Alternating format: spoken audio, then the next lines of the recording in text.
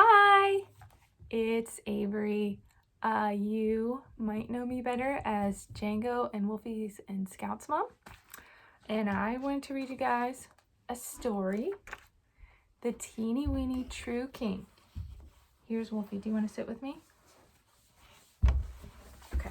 Oh, yikes. Okay, I'll try to show the pictures while I do it. I'm not a professional at this though. So this is the beginning. God's people had a new land. Now they wanted a king. But God is your king, Samuel told them. He is the one who looks after you best. We want a real king, they said, one we can see. God knew that a king might not be kind to his people or look after them as well as he would. But God's people didn't care. They wanted a king and they wanted him now. So God gave them a king. He was called Saul, and he seemed like a good king at first. But he became proud and stopped listening to God. He didn't obey God or love God with his whole heart. Saul can't help me with my plan, God said. I need a king who loves me and will teach my people to love me. I need a true king. God had just the one in mind. Go to Bethlehem, God told Samuel. You'll find the new king there. Samuel's job was to listen to God and tell people what God said. So Samuel went to the little town of Bethlehem.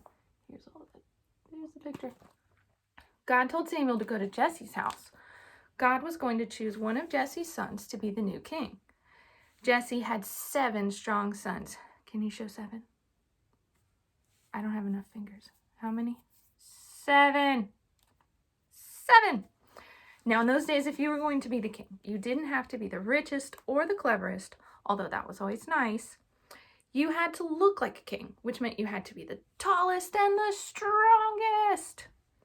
So you could carry the longest swords and the biggest armor and defeat everyone. And it didn't hurt to be handsome either. Like this guy. Samuel asked Jesse to bring each son in turn. So Jesse brought the oldest, tallest, strongest son. This must be the new king, Samuel thought. He looks like a king. But God didn't choose him. You're thinking about what he looks like on the outside, God told Samuel. But I'm looking at his heart, what he's like on the inside. So Jesse showed Samuel his next oldest, tallest, strongest son. That's this guy. But God didn't choose him either. In fact, God didn't choose any of the 7 sons. Samuel said, "Is that all?" Jesse laughed. "Well, there's the youngest one, but he's just the weakling of the family. He's only teeny. Bring him," said Samuel. Jesse's youngest son came running up, and God spoke quickly to Samuel. "This is the one." His name was David. "He has a heart like mine," God said. "It is full of love. He will help me with my secret rescue plan.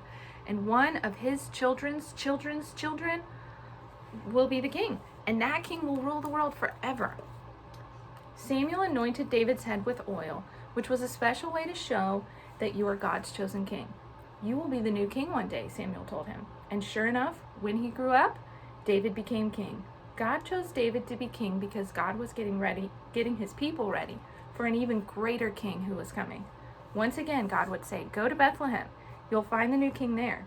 And there, one starry night in Bethlehem, in the town of David, 3 wise men would find him. Bye.